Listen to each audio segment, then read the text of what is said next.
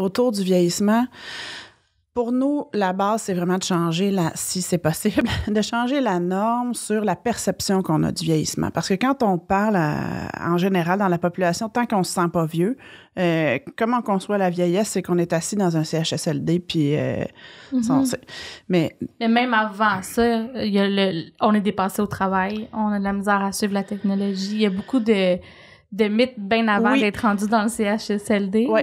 Puis alors qu'il y a des grands-mères qui jouent aux jeux vidéo, là, en passant.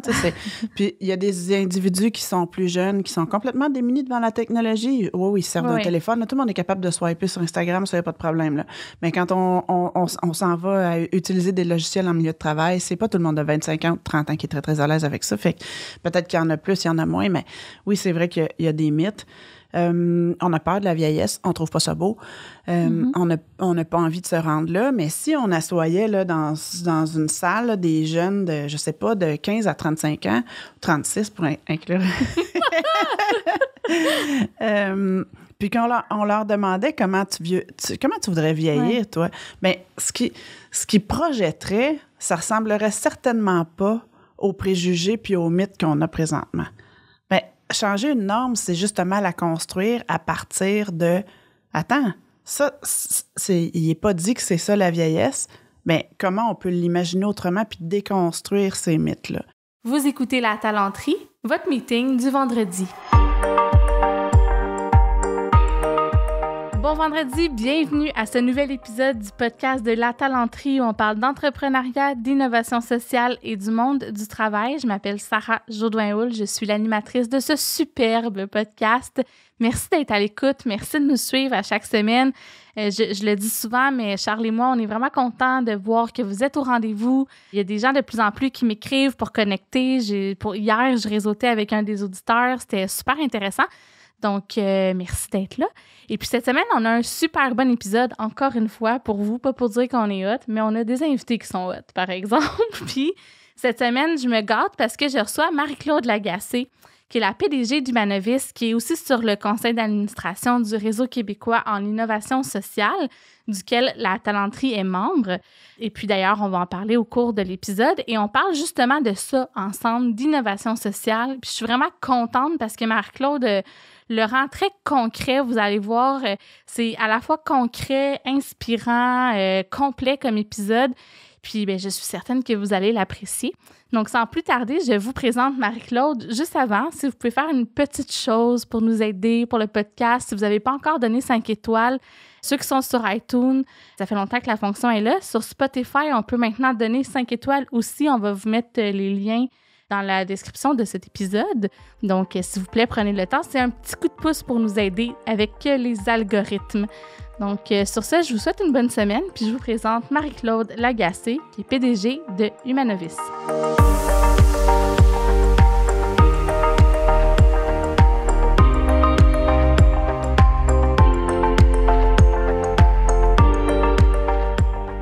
Marie-Claude, allô, comment ça va? Allô! Ton introduction est tellement dynamique. Ah, mon Dieu, tu n'as pas vu encore celle que je vais refaire. Là, je vais tout vanter tes mérites après, en privé quand tu vas être partie.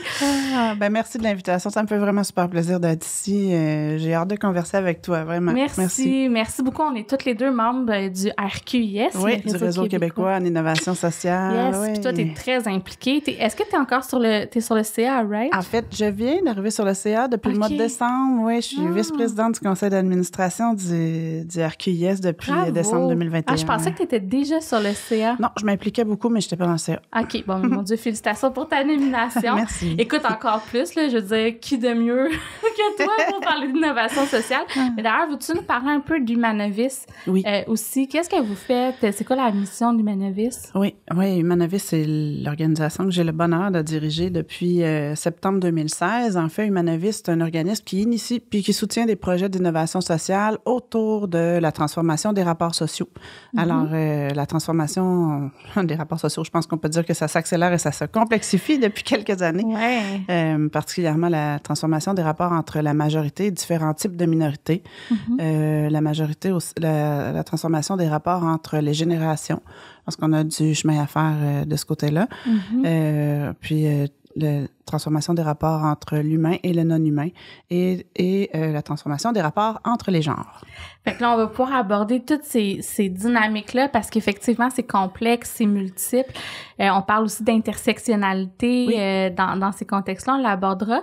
Mais j'aimerais ça que tu nous définisses aussi c'est quoi l'innovation sociale parce que chez Humanovis, vous faites de l'innovation sociale, vous amenez les gens à en faire aussi. Oui. Des fois, c'est dur à décrire. C'est quoi, finalement, l'innovation sociale? Évidemment, Humanovis adhère entièrement là, à la définition longue et complète du RQIS, là, que vous pouvez aller consulter sur leur site et que je ne connais pas par cœur, évidemment. Mais dans le quotidien, ce qu'on se dit habituellement, c'est que l'innovation sociale, au fond, c'est une réponse collective à un enjeu social qui est complexe. Je pense que l'aspect collectif est vraiment important, puis l'innovation sociale aussi, ce qui est important de savoir, c'est que c'est d'abord un processus. C'est comment on travaille justement pour arriver à changer, à essayer de résoudre finalement des problèmes sociaux qui conviennent pas à différentes populations, différents secteurs. Fait que c'est d'abord un processus, puis ensuite, c'est des solutions qui sont produites à travers ce processus-là.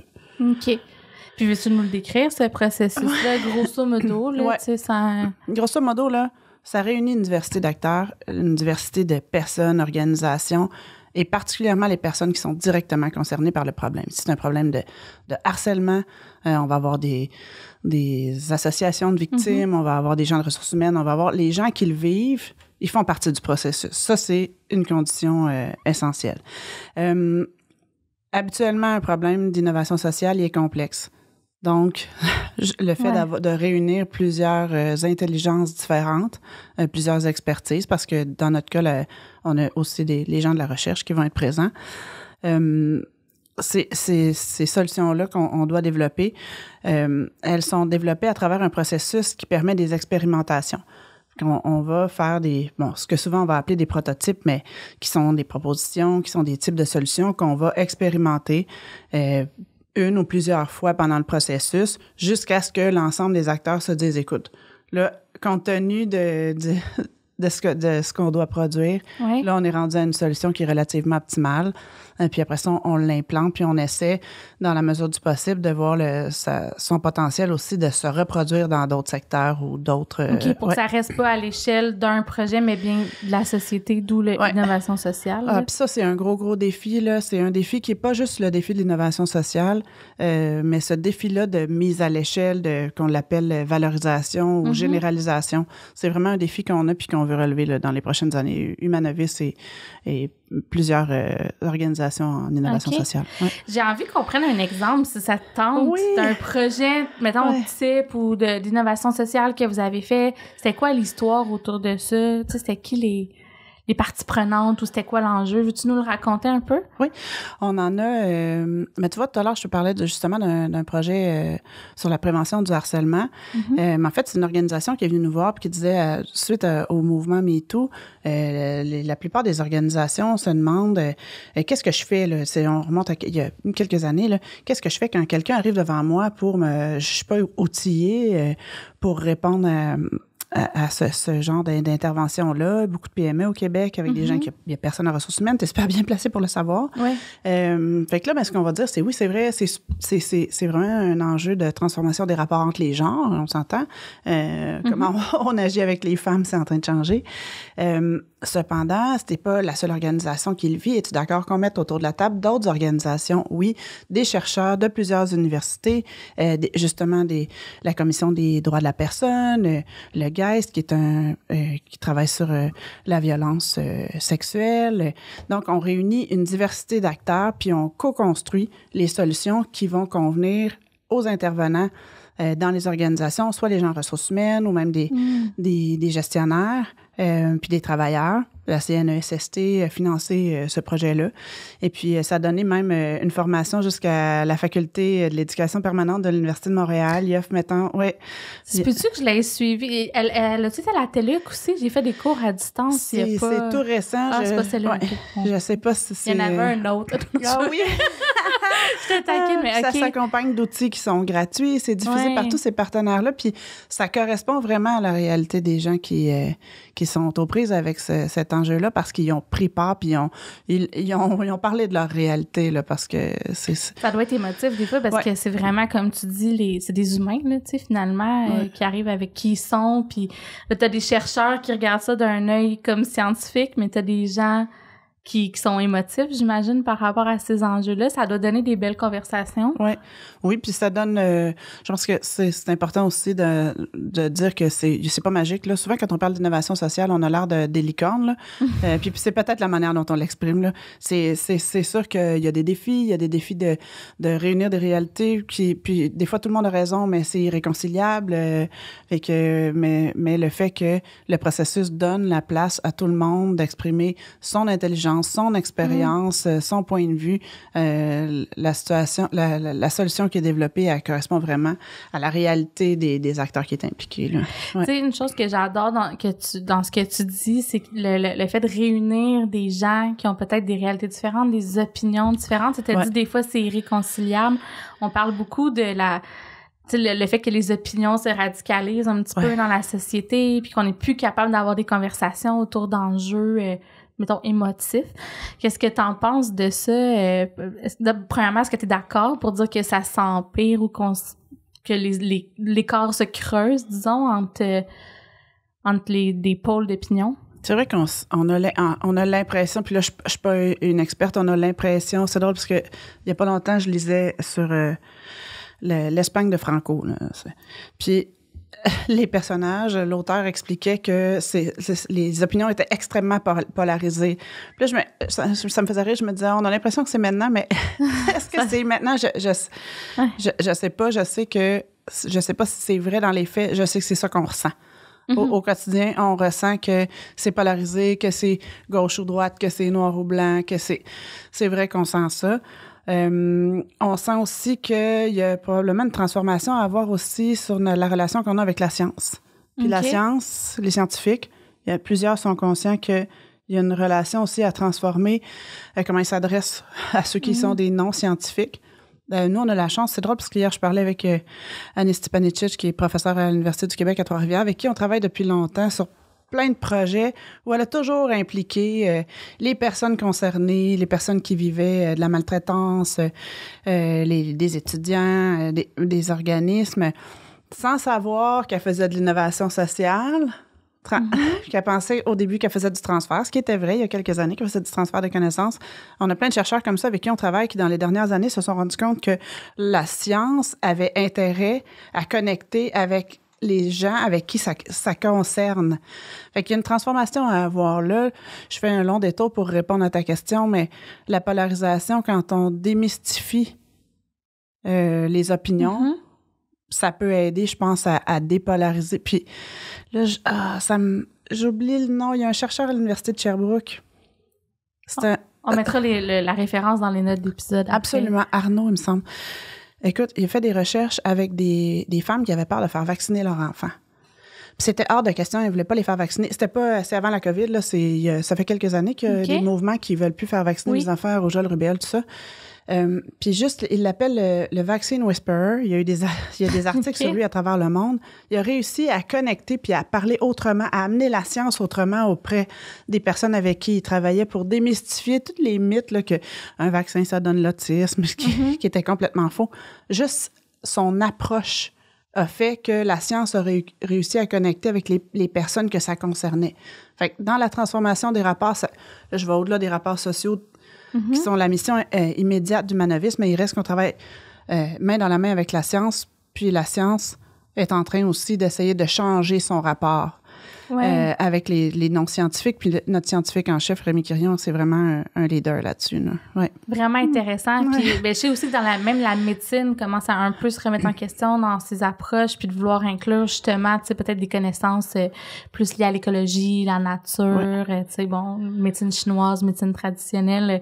On sent, c'est vrai que je suis moins au fait de ça, mais même dans plein de dimensions, il y a comme un partage de connaissances ou une ouverture à faire les choses différemment. différemment. Hey, tu me fais penser, j'ai le goût de te parler d'un autre projet avec le docteur Antoine Bovin qui est au CHUM, un projet qu'on vient de terminer avec la Maison de l'innovation sociale aussi. On est en collaboration sur une communauté soignante au CHUM. OK. Oui, il y a une chaire de recherche là, sur le patient partenaire.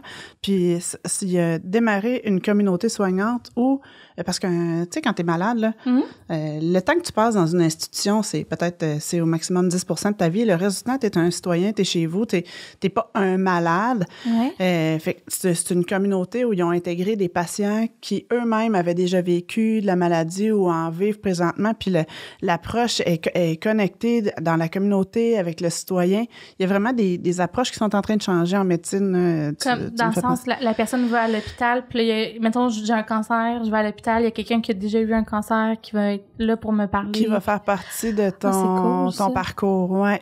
Ah, mais mon Dieu, j'ai eu un petit frisson, je trouve ça beau, parce que c'est vrai qu'il y a aussi on va le dire, une genre de prétention, des fois, dans la science, où c'est très froid aussi, tu sais, comme approche. Fait que je comprends ce que tu dis, que ça résonne peut-être pas tout le temps avec les gens, là. Il y a une certaine complexité, puis... puis qu'on peut confondre la rigueur avec la froideur, justement, là, parce que la science, ça doit être rigoureux, sinon ça ne serait pas de la science, mais ça se communique de manière humaine, Ah, mais c'est très intéressant. Puis là, j'ai envie qu'on creuse les transformations des rapports sociaux. Parce que reste que c'est un champ d'expertise que vous avez, que vous explorez, puis qui est comme un sujet chaud. Qu'est-ce que tu observes, disons, pas qu'est-ce que tu observes, mais est-ce que vous êtes impliqué dans la transformation? Tu sais, tu me parlais, par exemple, les générations. Puis ça, c'est un enjeu. Tu as dit, ça, c'est quelque chose où il y a vraiment beaucoup de chemin à faire. Qu'est-ce que vous observez? À quoi vous réfléchissez en ce moment? Oui, ça, Puis je te dirais que dans toutes les transformations des rapports sociaux qui nous intéressent, le rapport au vieillissement est certainement une priorité stratégique pour nous dans les prochaines années. Puis je pense qu'il y en a une pour le Québec, là, mais... Puis juste pour reculer un petit peu en arrière, Humanavis, ça a 20 ans. En fait, on va avoir 22 ans cette année, mais on s'appelait le CLIP. On a été fondé en 2000 par Mireille Mathieu, qui était une prof de l'Université de Montréal. Et ça s'appelait le CLIP, le Centre de liaison sur l'intervention et la prévention psychosociale. Okay. Il y a quelques années, on se rendait compte que, puis je fais un détour pour arriver à ta question, là. On se rendait compte que le modèle de transfert, là, qui était plus un modèle de pont, convenait moins à la complexité des problèmes qui nous étaient amenés. Fait qu'on a voulu adopter justement le modèle de co-construction d'innovation sociale. Puis on est sorti de l'intervention psychosociale, puis en se disant, c'est là qu'on a fait toute la réflexion avec nos partenaires sur comment on pouvait faire sans se dénaturer pour que ce soit plus représentatif justement de cette complexité-là. Puis c'est là qu'on a choisi la transformation des rapports sociaux, qui reste large, on en est conscient, mais à l'intérieur desquels on a des priorités, dont le vieillissement. Puis ça, on l'avait vu venir, on l'a vu venir parce que nos partenaires, autant des milieux que de la recherche, le signalaient. On a des membres de notre conseil d'administration aussi. Moi, j'ai Steven Penneau qui est sur mon conseil d'administration, qui travaille à Présage, qui est un organisme justement qui contribue à défaire la norme sur le vieillissement. Je te parlerai d'un programme d'entrepreneuriat qu'ils ont, c'est incroyable. Oui. Ce qui fait que autour du vieillissement, pour nous, la base, c'est vraiment de changer, si c'est possible, de changer la norme sur la perception qu'on a du vieillissement. Parce que quand on parle en général dans la population, tant qu'on se sent pas vieux, comment on conçoit la vieillesse, c'est qu'on est assis dans un CHSLD, puis mais même avant ça, on est dépassé au travail, on a de la misère à suivre la technologie. Il y a beaucoup de mythes bien avant d'être rendu dans le CHSLD. Oui. Puis alors qu'il y a des grands-mères qui jouent aux jeux vidéo, là, en passant. Puis il y a des individus qui sont plus jeunes, qui sont complètement démunis devant la technologie. Ils se servent d'un téléphone. Là, tout le monde est capable de swiper sur Instagram, ça, il n'y a pas de problème. Là. Mais quand on s'en va à utiliser des logiciels en milieu de travail, c'est pas tout le monde de 25 ans, 30 ans qui est très, très à l'aise avec ça. Fait que peut-être qu'il y en a plus, il y en a moins, mais oui, c'est vrai qu'il y a des mythes. On a peur de la vieillesse, on trouve pas ça beau. On n'a pas envie de se rendre là, mais si on assoyait là, dans une salle là, des jeunes de, je sais pas, de 15 à 35 ans, 36 pour inclure. Puis quand on leur demandait comment tu voudrais vieillir, toi, bien, ce qui projetterait, ça ressemblerait certainement pas aux préjugés puis aux mythes qu'on a présentement. changer une norme, c'est justement la construire à partir de... Attends, ça, il n'est pas dit que c'est ça la vieillesse, mais comment on peut l'imaginer autrement puis déconstruire ces mythes-là? C'est quelque chose qu'on aimerait qu'il soit, qu'on aimerait travailler sur le changement de normes. Alors, en ce moment, on est en train de développer, on est partenaire, la Croix-Rouge est en train de développer un pôle d'innovation sociale autour du vieillissement au Québec. Puis, on est un organisme pivot. On va les aider à porter le leadership là-dessus pour essayer de rassembler le plus de projets possibles pour démystifier le vieillissement, aussi pour améliorer la qualité de vie des aînés. Là, on s'entend, il y a quand même... On nie pas qu'il y a des problèmes, notamment sur le maintien à domicile. Ouais. Puis en fait, c'est ça. Dans le fond, c'est que le vieillissement, c'est très large. Ça va de l'âgisme au travail. On est en train de développer un projet aussi avec Numanas pour plusieurs partenaires pour essayer de changer les mythes qu'on a, justement, t'en parlais, au travail autour du vieillissement. Puis comment on peut aménager... Puis la pandémie de COVID nous a montré qu'on pouvait aménager le travail autrement. Il y a plein de gens qui sont à la retraite puis qui ont encore envie de travailler, ils ont encore des aspirations, ils ont encore leur réflexe d'entrepreneur ou d'intrapreneur qui pourraient travailler 2, 3, 4 jours par semaine ou un nombre d'heures indéterminé puis qui pourraient continuer à contribuer, transférer tout ce qu'ils savent, tout ce qu'ils ont appris dans les milieux de travail. Dans un contexte de pénurie de main-d'œuvre comme on a présentement, je pense que repenser comment on travaille avec les minorités avec lesquelles ou les groupes plus marginalisés avec lesquels on est moins habitué de travailler, y compris les personnes vieillissantes ou les personnes qui ont des handicaps. Ça vaut la peine d'avoir des projets d'innovation sociale autour de ça. Oui, puis tu sais, l'agisme, c'est souvent c'est comme accepter, tu sais, quasiment de faire de la discrimination en milieu de travail. Ouais. C'est comme si c'était pas une discrimination, que c'était comme un peu un fait, puis que, oui, tu sais, à un moment donné, ça nous prend quelqu'un de jeune et dynamique. On peut pas embaucher un directeur de 68 ans, mon Dieu, il va être dépassé. Tu sais, il y a beaucoup ça, puis c'est nommé... On peut avoir un président de 80, par exemple. Oui. Fait que, mais c'est ça. Fait que je pense que t'as raison, il y a beaucoup de chemin à faire. Puis il y a aussi l'idée d'accepter de déconstruire le travail, là. Parce qu'on l'a fait avec la pandémie, mais on a été forcés. Oui. Mais on dirait qu'il y a quand même une espèce de... Faut du monde à temps plein. Tu sais, absolument. Je sais pas pourquoi. De 8 à 4 ou de 9 à 5. Ouais. Puis, il y a encore quand même beaucoup de rigidité, pas dans toutes les organisations, là. Fait que, mais donc, bon, de ce que je comprends, là, vous allez observer, pas observer, mais vous allez réfléchir, en fait, à ça, mais aussi plus que ça, à la perception qu'on a, comme tu disais, des aînés, puis de ce que devrait être la vieillesse. Je trouve ça beau. Est-ce que vous allez réfléchir aussi à l'aspect multigénérationnel, tu sais? Ce que les jeunes apportent, puis ce que les plus aînés apportent dans la mixité? Est-ce que ça fait partie? Oui, dans la mixité, et là aussi sortir... Puis je ferais juste une parenthèse, si tu me permets, là, sur la réalité en entreprise. On est conscient aussi qu'en ce moment, il y a de plus en plus d'impératifs économiques là, pour les entreprises. Là, c'est pas facile, la pandémie.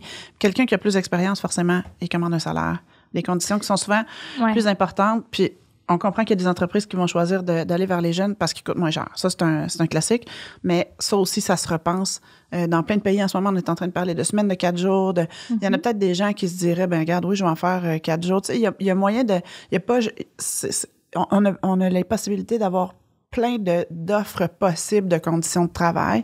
Je suis certaine que tu es mieux placée que moi pour en parler de ça, là, mais... Non, mais je suis 100%... Tu sais, puis j'ai fait un article qui va sortir bientôt sur ça, d'ailleurs, là, sur les personnes... Tu sais, la richesse, en fait, des travailleurs seniors.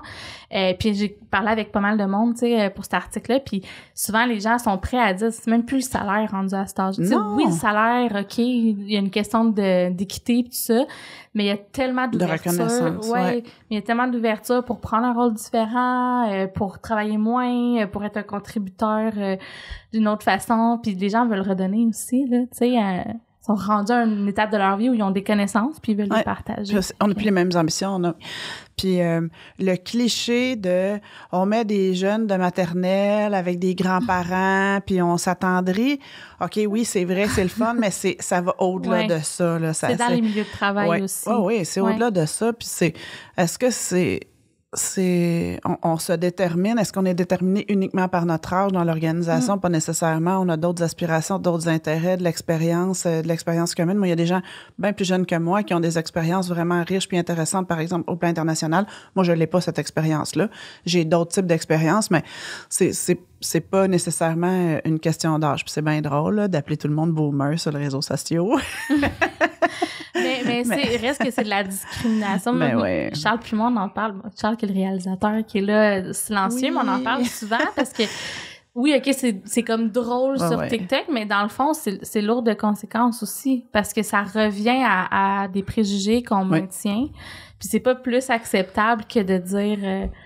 tu sais, je sais pas, là, moi, là, une fille c'est faite pour être dans la cuisine, tu sais, des choses comme ça, là. Ouais. Non, c'est vrai, là, on sort un peu de l'innovation sociale, mais j'ai un fils de 20 ans qui est à l'université, puis c'est évidemment avec lui que j'ai eu ces premières conversations-là sur Boomer. Puis là, le Boomer, là, il commençait pas mal jeune, là, il voyait des gens de 40 ans. J'étais comme, attends une minute, là, on va replacer les affaires. Ce n'est pas un Boomer. C'est pas mal plus vieux que ça. Il dit, ouais, mais aussitôt que t'as passé 40 ans sur les médias sociaux, t'es un Boomer. Fait que quand on s'est rencontrés, on est arrivé tout à l'heure, exactement, on se demandait quand est-ce qu'on peut...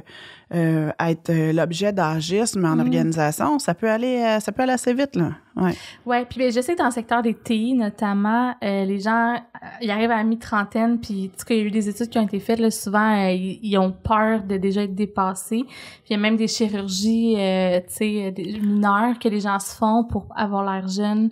Et encore dans le coup, là, tu sais, mettons dans Silicon Valley, là, it's a thing. Ah, c'est bien nommé, Silicon Valley. Bon. Ça me ferait rire, oui, effectivement. Écoute, c'est la première fois que j'entends ça, mais c'est fou, il y a quelque chose de triste là-dedans. Oui. Ben, d'ailleurs, tu vois, dans la perception qu'on a de vieillir, tu sais, ça commence jeune, des fois, la peur, le botox, moi, je regarde, des fois, c'est rare qu'on écoute Radio-Canada, là, on est plus, on aime moins la télé qu'avant, mais des fois, je regarde puis je fais le saut, je suis comme, mon Dieu, les animateurs, ils ont tout du botox, mais quelle image sociale ça l'envoie. Ah, c'est vrai que des fois, ça fait super longtemps. Mais moi aussi, j'avoue que la télévision, je suis pas bien forte. Là, je pourrais pas te nommer 3 animateurs excepté Véronique Cloutier. Là, mais des fois, tu vois quelqu'un que tu n'avais pas vu depuis quelques années, puis on dirait que tu n'écoutes même plus ce qu'il dit. C'est comme, mais bon, je sais qu'on est en train de... On diverge un peu, sortir, mais ça fait partie quand même de c'est pas beau vieillir. C'est ça, exactement. Ouais. C'est le message social qui est véhiculé. Fait que, puis je trouve qu'il y a comme une dichotomie entre ça puis entre les avancées qu'on peut faire, par exemple, dans la perception des femmes, ou tu sais, l'ouverture au multiculturalisme. Puis je trouve qu'on dirait qu'avec l'âgisme, on n'est pas là pantoute. Non, alors que qui veut mourir jeune? Non, mais pour vrai, la vieillesse, ça veut juste dire qu'on est là plus longtemps, qu'on profite des gens qu'on aime, qu'on a des projets, parce que c'est pas parce que t'as 72 ans que t'as pas de projet, là. T'as sûrement des gens on a tous des gens autour de nous, il y en a des projets. On n'arrête pas d'avoir des projets parce qu'on a 70 ou 65 ou 75. Il y en a qui ont 40 ans qui n'ont pas de projet. Mais et qu'on peut continuer à se réaliser puis à contribuer, peu importe là où on est rendu, là. Écoute, on pourrait en parler longtemps de l'agisme, mais je veux tellement qu'on parle aussi parce qu'on a parlé de plusieurs transformations de rapports sociaux. Oui. Un que je voudrais qu'on creuse un peu ensemble, c'est entre le genre humain et le non-humain. Veux-tu me parler un peu de cet aspect-là? Oui, on a réfléchi, là, il y a quelques années, on a fait notre transformation organisationnelle. On se disait, comment on fait pour le nommer? Parce que nous, on n'est pas des experts de l'intelligence artificielle, pas du tout, mais c'est le propre de notre organisation, c'est que peu importe le projet qu'on réalise, qu'on se connecte avec des experts, on travaille avec les personnes qui sont déjà là. Puis on voulait pas devenir des experts de l'intelligence artificielle, mais ce qui nous intéressait, c'est cette transformation-là qui arrive, qu'on le veuille ou non. Là, les transformations, c'est pas nous autres c'est pas Humanovis qui les provoque ou le réseau québécois en innovation sociale. Elles existent, puis on veut les accompagner pour qu'elles soient le plus équitables possible. Ceci dit, ce qu'on constatait, c'est que dans l'arrivée de l'intelligence artificielle, comme dans la pandémie puis dans plein d'autres contextes, il allait y avoir des inégalités qui allaient se creuser. Des inégalités par rapport à, par exemple, à des peuples autochtones. Puis là, je crie Atikamekw, je voudrais pas donner l'impression que je mets tous les autochtones dans le même... Il y a plusieurs peuples, là.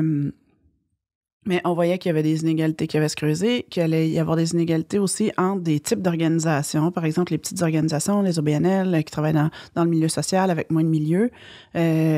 On n'allait pas, on était à risque de ne pas être capable de suivre cette parade-là. Fait qu'on y a réfléchi en se disant, mais comment on fait pour préparer des organisations, des groupes qui peuvent être comme victimes de cet écart-là au rapport avec le non-humain. On en a tous les jours, des rapports avec des algorithmes, des robots sur nos téléphones. Les gens ne voient pas, c'est un podcast, j'ai pris mon téléphone dans mes mains. Fait qu'on a commencé à la base, d'abord, qu'est-ce qui fait qu'il existe certaines inégalités? Par exemple, sur notre conseil d'administration, en fait, notre présidente du conseil d'administration, c'est Karina Kesserwan, qui est avocate au bureau Kesserwan-Artaud. Elle est avocate en droits autochtones. Puis, avec des conversations, on avait recruté à l'époque Karina pour qu'elle soit sur notre conseil d'administration parce qu'on l'adorait. Puis, on avait eu des conversations, puis elle a écrit des articles, puis je t'enverrai les liens, là, si jamais tu veux les publier, sur juste la manière dont on conçoit le monde peut changer la manière dont on va collecter nos données. Parce que l'intelligence artificielle, puis le rapport avec l'intelligence artificielle ou le deep learning, c'est d'abord par des données. Hein? Ça prend des données pour se préparer à ça. Mais comment on conçoit le monde va faire qu'on va collecter les données différentes. Par exemple, elle nous expliquait que chez les Inuits, c'est pas, on se dit pas que c'est animal, végétal, hein? C'est animé ou non animé. Mais dépendant du contexte, une roche peut être animée. Là, c'est pas moi qui va bien te l'expliquer. Là. Pour vrai, je voudrais pas te dénaturer, mais je t'enverrai le lien vers l'article. C'est super bien expliqué. Puis là, on s'est dit, OK, là, juste par nos classifications, ça se peut qu'on puisse pas se comprendre. Oui, exactement. Puis qu'on ne collectera pas les données de la même manière, fait qu'on ne pourra pas faire des comparaisons, fait qu'on va finir par se dire, de toute façon, eux autres, ils ne sont pas dans le game, fait qu'on va continuer à s'en éloigner, puis on va creuser d'autres écarts. Fait que on s'est dit, on va commencer par comment on se prépare à la venue comme organisation, comme groupe, à la venue de l'intelligence artificielle et de ce qui s'ensuit. D'ailleurs, à l'automne, avec la Fondation Bombardier puis Technoculture Club, on a fait une série de 3 webinaires sur la préparation à la venue de l'intelligence artificielle. D'abord, comment on collecte des données à l'intérieur de l'organisation là, pour s'y préparer. Ouais. Puis avec des chercheurs qui regardent les biais qu'on peut avoir, puis tu essayes de les éliminer, dans le fond, le plus possible. On travaille entre autres avec l'Adiro de l'Université de Montréal, professeur Arny. Puis tu vois, c'est drôle parce que moi, quand j'avais vu sur le site d'Humanovis, puis on en a parlé avant, fait que je savais qu'on parlerait d'intelligence artificielle, mais mon premier réflexe de voir humain versus non-humain, ça a été de penser plus comme aux animaux, puis à la nature, puis tu sais à la responsabilité entre guillemets de l'humain dans un contexte de changement climatique, érosion de la biodiversité. Est-ce que c'est des choses auxquelles vous réfléchissez aussi? Là, tu es en train de tomber dans mon rêve secret que j'espère qu'un jour c'est là qu'on va s'en aller. Je suis végétarienne depuis plusieurs années, puis même ascendant végane, je pense qu'on peut pas. Mais puis le rapport à l'animal, j'espère qu'un jour, c'est quelque chose qu'on va pouvoir intégrer dans nos priorités. Je pense que pour l'instant, l'idée, c'est d'essayer d'amener tranquillement ces conversations-là autour de nous. Puis éventuellement, quand on sent que les gens sont prêts, les transformations, on peut agir à plus grande échelle. Pour l'instant, on est plus dans des conversations avec différents groupes là-dessus. OK. Ouais. Mais oui, ça, c'est quelque chose qui nous intéresse aussi à moyen terme, je dirais. Là. OK. Mais ça va être intéressant. Tu reviendras nous en parler sur le podcast quand vous allez être rendus là. Ceci dit, sur la transition climatique, c'est pas notre mission. Puis il y a des organisations qui le font très bien, dont le CIROD. Là. Mais par contre, ça va être... On est en train de terminer là, notre plan stratégique pour les 5 prochaines années. Puis il reste qu'il y a certains objectifs de développement durable qu'on veut intégrer à nos pratiques at large. Là. C'est des efforts qu'on essaie de faire en organisation, mais on veut les nommer encore plus. Un peu comme on va lancer très bientôt. Là, c'est notre énoncé d'EDI, d'équité, diversité, inclusion. C'est vraiment important pour nous que ça soit ça s'intègre dans nos pratiques. On veut pas être prêché, on veut pas faire la morale. On veut vraiment que ça se voit, ça se constate dans nos pratiques. Là. Fait que, par exemple, si vous parlez d'agisme ou si tu fais une recherche pour, je sais pas, le rapport avec l'intelligence artificielle, de considérer la portée des décisions, des réflexions, d'impliquer des gens autour de la table qui sont représentatifs, là, finalement, des différentes diversités, c'est un peu ça. Oui, bien, un peu comme notre conseil d'administration. On essaie aussi que ce soit le cas dans notre équipe. Évidemment, parfois, on a du roulement de personnel, là, mais notre conseil d'administration est vraiment super représentatif. Genre, âge, diversité culturelle, ethnique, c'est des provenances, même de la formation académique, c'est des milieux où est-ce qu'ils travaillent. On essaie d'être le plus cohérent, finalement, avec nos valeurs. Ouais. Puis, tu sais, des fois, j'ai envie de te demander, parce que toi, tu es au premier plan des réflexions sur les changements sociaux. On dit des fois, ça change pas. Tu sais, on en parle, mais comment ça se fait qu'on est encore en train de parler de racisme systémique? Comment ça se fait qu'on parle encore de la place des femmes dans la société puis qu'il y a des plafonds de verre? Est-ce que les choses changent? Tu sais, est-ce que ça l'avance? Est-ce que vous mesurez un peu... sans dire mesurer, qu'est-ce que t'en penses? Est-ce que les choses changent un peu? Mais mesurer, je vais y revenir parce que ça aussi, c'est une intention qu'on a. Mais en fait, on travaille avec plusieurs groupes pour justement essayer de mesurer non seulement l'innovation sociale, mais dans notre cas, à nous, l'impact qu'on peut avoir sur la transformation des rapports sociaux. Mais se dire qu'on est allé d'entendre parler de racisme systémique. Moi, je sais pas, il me semble que ça fait pas assez longtemps qu'on en parle. Non, mais pas qu'on est tanné, mais de comment ça se fait qu'on est rendu encore là. Tu sais, plus comme une aberration que ça l'avance pas plus vite. Non, je sais. Moi, je reviens souvent à l'éducation.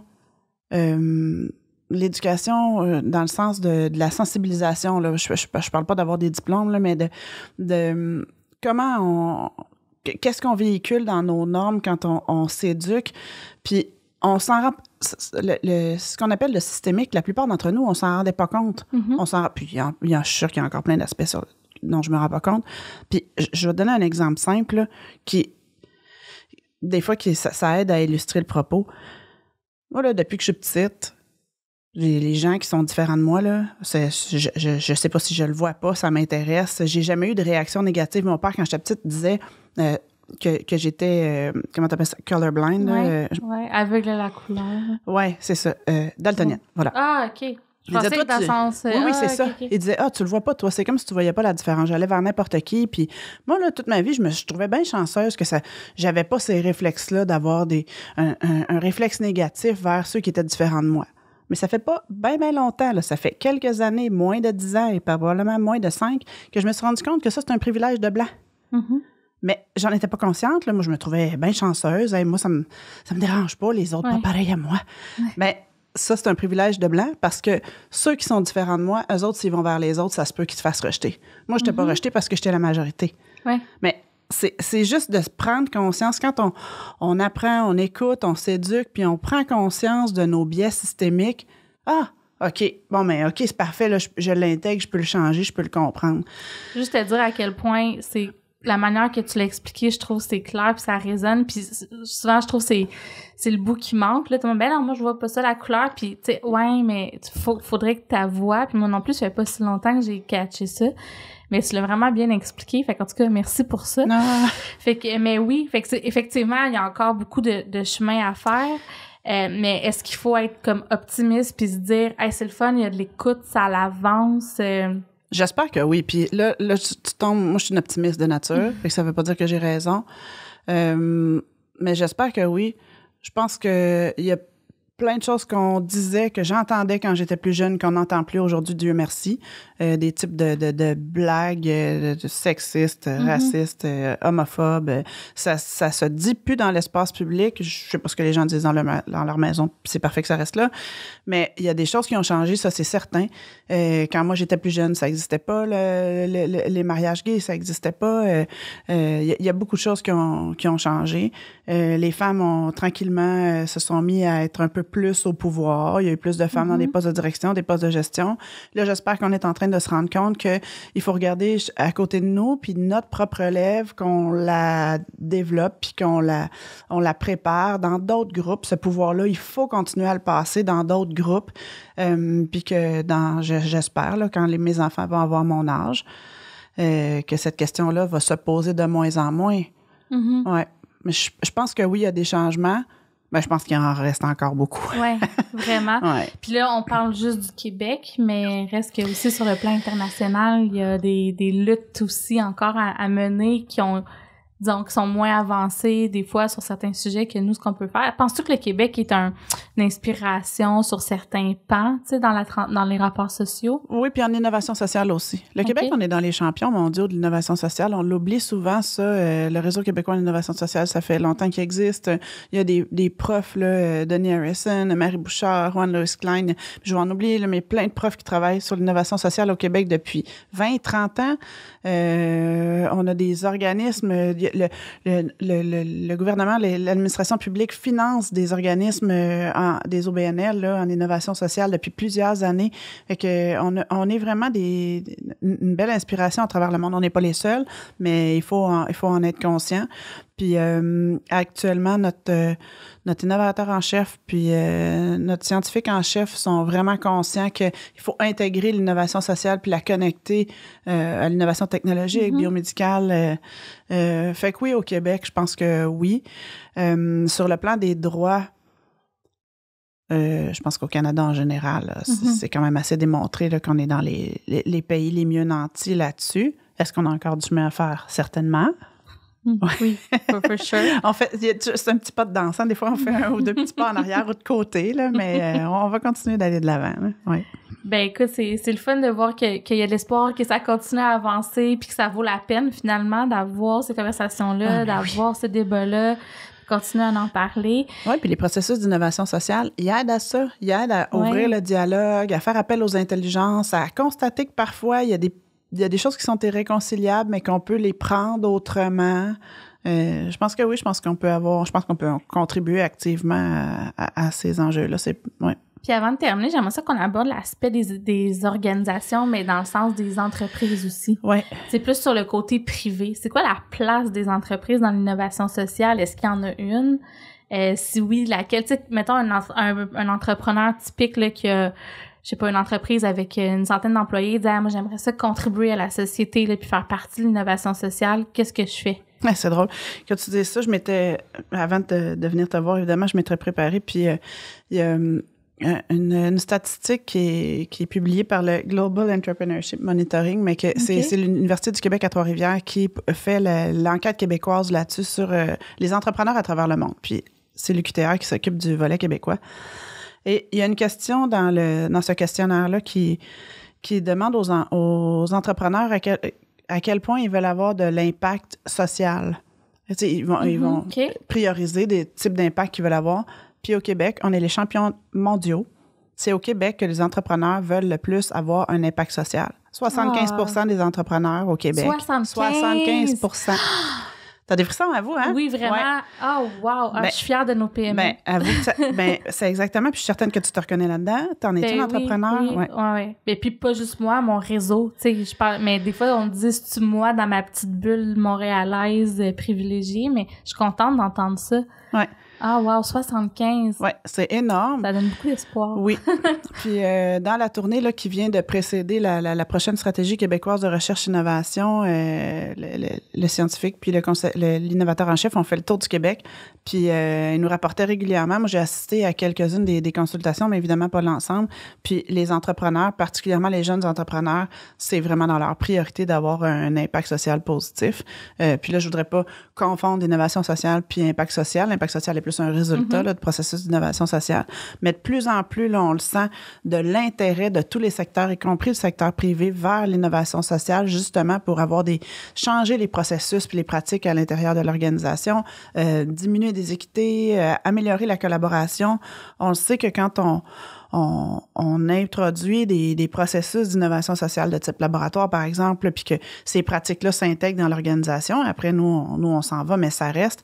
Ça améliore la collaboration, ça réduit des délais. Souvent, les gens vont nous dire ça améliore ma performance parce qu'on se parle, on implique directement l'utilisateur au lieu d'y penser pendant 8 mois puis d'y arriver avec notre projet puis ils nous disent non.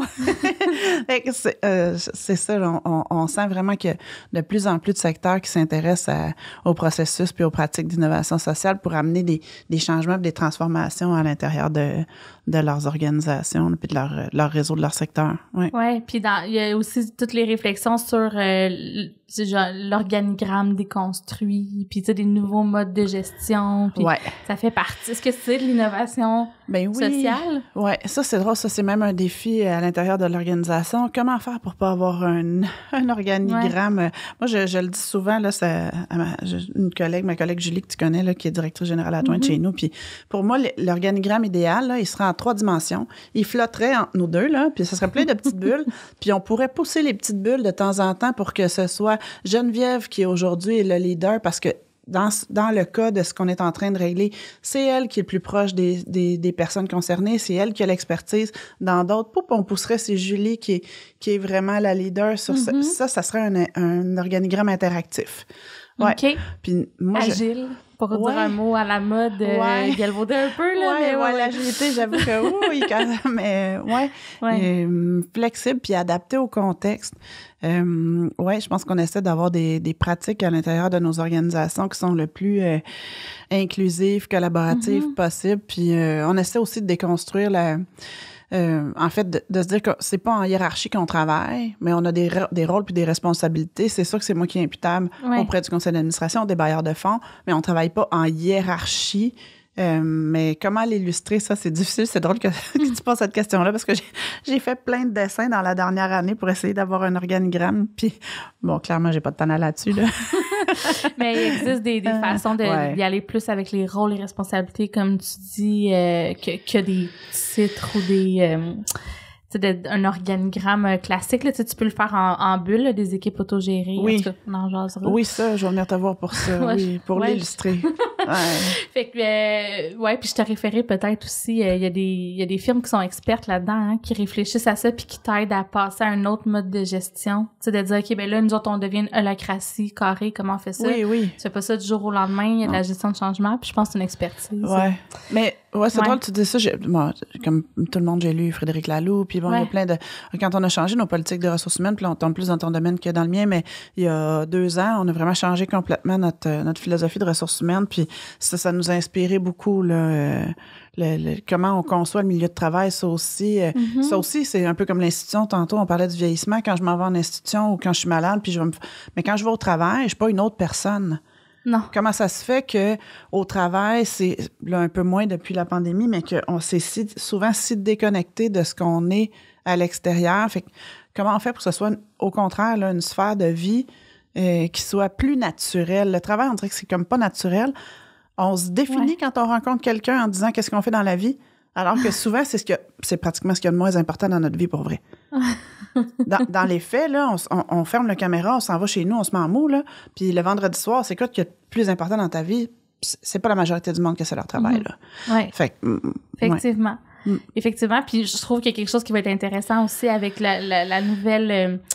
tu sais, avec la pandémie, tout ça, tu te dis, on est plus dans le vrai, oui, mais en même temps, on est tellement déconnectés, puis avec le télétravail, je pense que l'humanité est en train de... Tu sais, au début, c'était le fun, c'était drôle les premiers mois, puis on les connaissait, nos collègues, puis on les côtoyait, mais il y a beaucoup de gens qui ont joint des organisations, ils n'ont jamais vu en vrai leurs collègues de travail.